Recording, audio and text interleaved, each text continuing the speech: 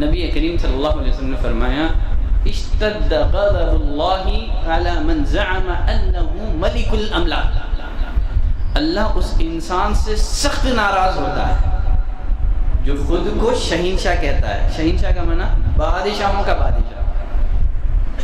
نبی کریم صلی اللہ علیہ وسلم نے فرمایا اللہ اس انسان سے سخت ناراض ہوتا ہے، سخت غضبناک ہوتا ہے جو خود کو شہنشاہ کہتا ہے، اس لیے کہ اللہ کے علاوہ کوئی بادشاہ نہیں ہے، وہی بادشاہ ہے، وہی ملک ہے۔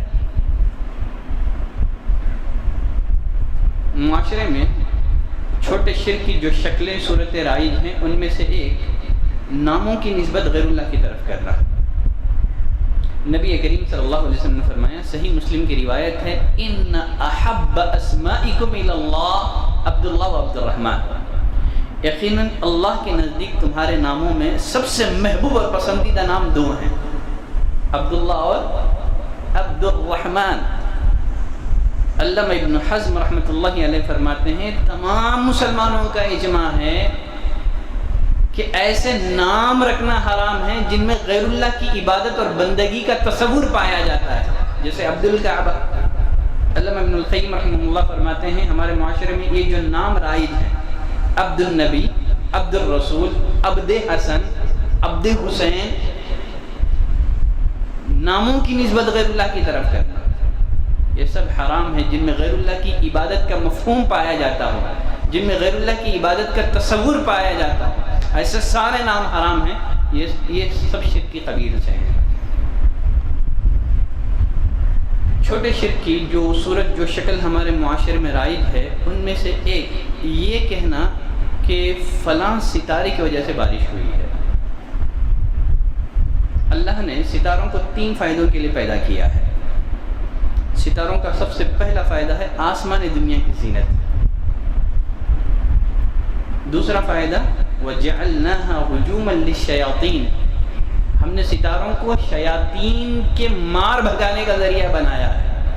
نبی کریم صلی اللہ علیہ وسلم کی بعثت سے قبل شیاطین آسمان دنیا کا رخ کرتے تھے، فرشتوں کے درمیان اللہ کا جو حکم گردش کر رہا ہوتا اس کو چراتے تھے، آ کر کے کاہن کو بتاتے تھے۔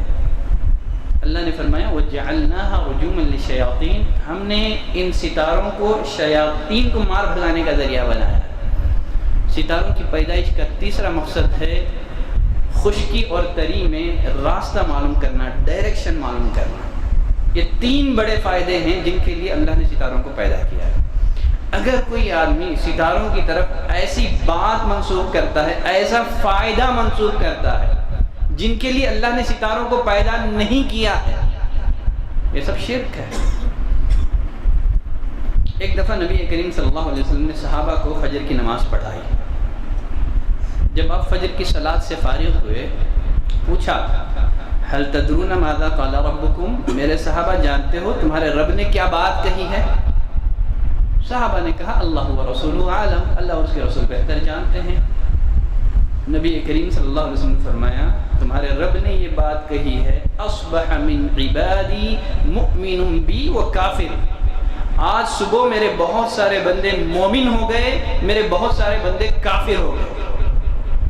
شام میں جو مومن تھے صبح میں کافر ہو گئے، میرے بہت سارے بندے آج صبح مومن ہو گئے، بہت سارے بندے کافر ہو گئے۔ یقیناً جس کسی نے کہا مطرنا بفضل اللہ ورحمتہ، ہم پر جو بارش ہوئی ہے یہ محض اللہ کا فضل ہے، اللہ کی رحمت سے یہ بارش ہوئی ہے، وہ مجھ پر ایمان لانے والا ہے، ستاروں سے کفر کرنے والا ہے۔ یقیناً جس کسی نے یہ بات کہہ دی مطرنا بنوع کذا و کذا، یہ جو بارش ہوئی ہے فلاں فلاں ستارے کی وجہ سے بارش ہوئی ہے، اس نے میرے ساتھ کفر کیا، ستاروں کے ساتھ اس نے ایمان لایا۔ تو ستاروں کی طرف ایسا فائدہ منسوخ کرنا جس کو اللہ نے، جس کی خاطر اللہ نے ستاروں کو پیدا نہیں کیا ہے۔ اگر کوئی آدمی ستاروں سے بارش کا مطالبہ کرے، کسی ستارے سے مخاطب ہو کر کے کہے کہ بارش برسا دے، یہ تو بڑا کفر ہے۔ اگر کوئی آدمی دنیا میں رونما ہونے والے واقعات کے لیے، حادثات کے لیے ستاروں کو مؤثر جانتا ہے، یہ بھی بڑا شرک ہے۔ دنیا میں جو واقعات رونما ہوتے ہیں، جو حادثات رونما ہوتے ہیں، یہ واقعات ستارے کرواتے ہیں، یہ تو بڑا شرک ہے، اس لیے کہ اس نے اللہ کی ایک مخلوق کو جو اللہ کے حکم کے تابع ہے اس نے خالق بنا دیا۔ ستاروں کو اللہ نے ایسی کوئی طاقت نہیں بخشی ہے کہ وہ دنیا کا نظام چلائیں۔ ہاں اگر آدمی ستاروں کو دنیا میں رونما ہونے والے واقعات کے لیے سبب باندھتا ہے، سبب، ستاروں کی سبب سے بارش ہوتی ہے، اس نے چھوٹا شرک کیا، اس لیے کہ اس نے ایک ایسی چیز کو سبب بنا دیا جس کو اللہ نے بارش کے لیے سبب نہیں بنایا ہے۔ چھوٹے شرک کی جو صورت، جو شکل ہمارے معاشرے میں رائج ہے، ان میں سے ایک حادثات کی نسبت، واقعات کی نسبت غیر اللہ کی طرف کرنا۔ ابو ہریرہ رضی اللہ تعالیٰ عنہ راوی ہیں، نبی کریم صلی اللہ علیہ وسلم نے فرمایا ان اصابک شیء فلا تقل انی لو فعلت کان کذا و کذا۔ اگر تمہیں کوئی مصیبت لاحق ہو، اگر تم کو کوئی مصیبت پہنچے، ایسے موقع پر یہ نہ کہو اگر میں ایسے کرتا تو ایسے ایسے ہو جاتا، بلکہ مصیبت کے موقع پر، پریشانی کے موقع پر بندے کو کیا کہنا ہے؟ آپ نے فرمایا ایسے مت کہو، بلکہ کہو قدر اللہ ما شاء فعل، اللہ نے تقدیر میں ایسے ہی لکھا تھا، اس نے جو چاہا کر دیا، اگر میں ایسے کرتا تو ایسے ہو جاتا۔ اس طرح کی مصیبت میں انسان کو بات نہیں کرنی چاہیے، بلکہ کہیں قدر اللہ ما شاء فعل۔ نبی کریم صلی اللہ علیہ وسلم فرمایا فَإِنَّ لَوْ تَفْتَحُ عَمَلَ الشَّيْطَانِ، یہ جو لو ہے کلمہ، اگر مگر کی جو بات ہے، فَإِنَّ لَوْ، یہ جو لو کا کلمہ ہے، اگر کا کلمہ ہے، یہ شیطان کے لیے راستہ کھولتا ہے، یہ شیطان کے عمل کا راستہ کھولتا ہے۔ تو اگر مگر کی باتیں ہم کو نہیں کرنا ہے مصیبت کے موقع پر۔ ہاں اگر کا لفظ ہم کب استعمال کر سکتے ہیں؟ اگر انسان کسی بھلائی کی تمنا کر رہا ہے، نیکی کی آرزو کر رہا ہے، تب اگر کا استعمال جائز ہے۔ جیسے آدمی کہیں اے کاش میرے پاس مال ہوتا، اگر میرے پاس مال ہوتا تو میں بھی اللہ کے راہ میں خرچ کرتا جس طرح فلاں آدمی خرچ کر رہا ہے۔ یہاں نیکی کی تمنا کرنے کے لیے اگر کا استعمال کریں آپ، چلے گا، لیکن اگر کا استعمال اگر اللہ کی تقدیر پر اعتراض کے لیے ہو یا اللہ کی شریعت پر اعتراض کے لیے ہو تو حرام ہے۔ جیسے منافقین نے مسلمانوں سے کہا،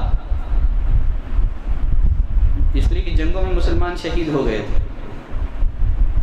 اگر یہ مسلمان ہمارے ساتھ ہوتے، لو کانوا معنا